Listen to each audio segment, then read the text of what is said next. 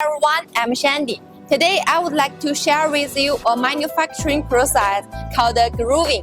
The purpose of this process is to achieve the desired out-corner angle for our sheet metal products.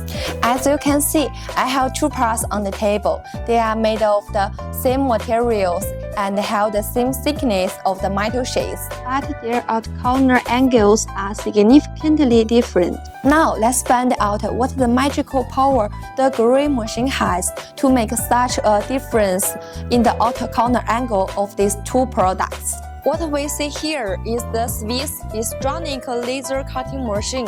The metal sheets are cut into the desired shapes using this machine. After the cutting process, the metal sheets will undergo the next operation, which is the bending process. However, it is important to note that if we have the specific requirements for the out-corner angles of the products after bending, we need the assistance of the grooving machine.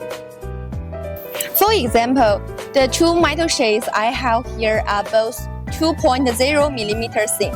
If we directly process with the bending process, the result out-corner angle of the product would be equal to or greater than the thickness of the sheet, which is 2.0. But by using the grooving machine, we can achieve a more perpendicular out-corner angle. Let's try it out on the grooving machine.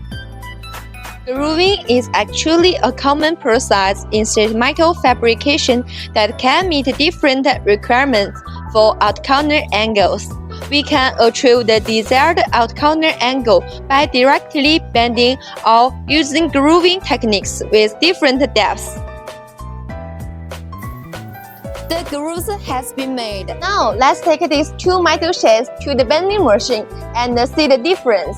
Our workers have 10 years of bending experience and they are currently bending two of our products. Let's look forward to their finished products together.